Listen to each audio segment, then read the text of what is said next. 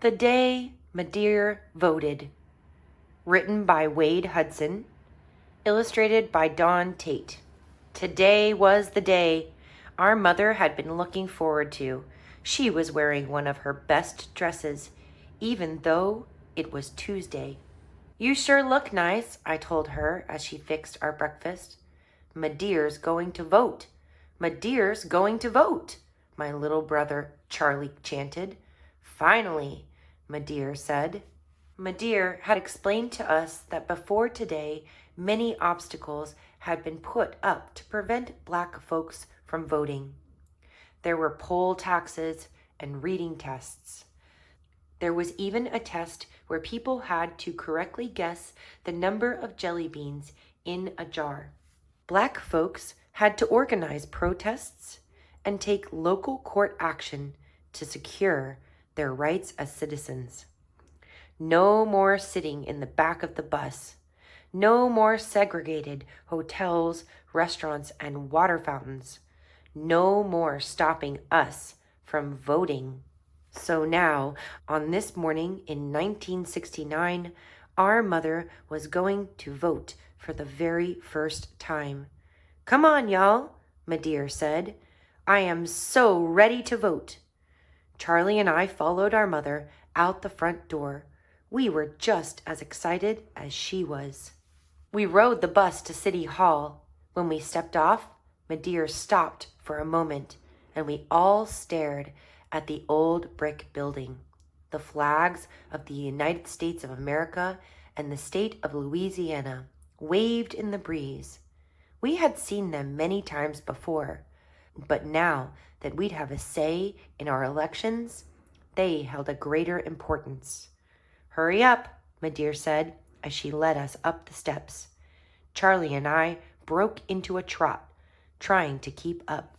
Inside, it felt like being at church, with people greeting us enthusiastically. "Good morning, Miss Clara. Beautiful day, isn't it?" Mr. Taylor said. "Absolutely beautiful," Madear replied. "Happy to be here. Thought this day would never come," Mrs. Yarborough said. A poll worker showed Madear where to sign her name. Then we stood on the side and watched while our mother waited in line to go into the voting booth. Some folks cast mean looks her way. We could tell she was feeling nervous when she began to fuss with her purse. The past was not easy to forget. Finally, she entered the booth and closed the curtain behind her. Moments later, Madear exited with the biggest, broadest smile on her face. Our mother had voted for the very first time in her life.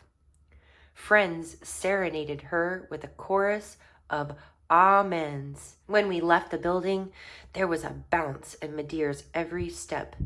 The sun seemed to take notice and shined its rays to spotlight her. She looked as if she could fly. "What was it like in there? How did it feel to vote?" Charlie asked. "It was so quiet, and it felt so great to cast my vote," Madear said in a proud voice.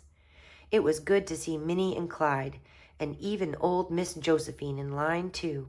On the bus ride home, Madear told us today was a turning point.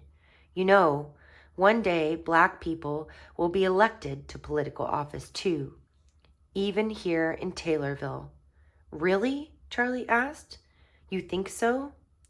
"I do," she said, and we wondered about that. Could we now imagine a different future? As the years passed, Madear rose early on every election day so she could vote. On November 4th, 2008, Charlie and I drove her to the polls. Again, the air was full of excitement, and folks smiled at each other, shook hands, and embraced. "I never thought it would happen," one man said. "Never in a million years." Madear just smiled. Later that evening, we held our breath when the newscaster announced, "We have a projection. Barack Hussein Obama will be the next President of the United States, becoming the first African American person to hold the highest office in the country. Our mother's living room erupted in joy. This is the change all the struggles were for, Madear said. We did it. Charlie and I gave her a hug. We were there that first day our mother walked into the voting booth, pushed the past behind her, and allowed us to imagine a different future. The end.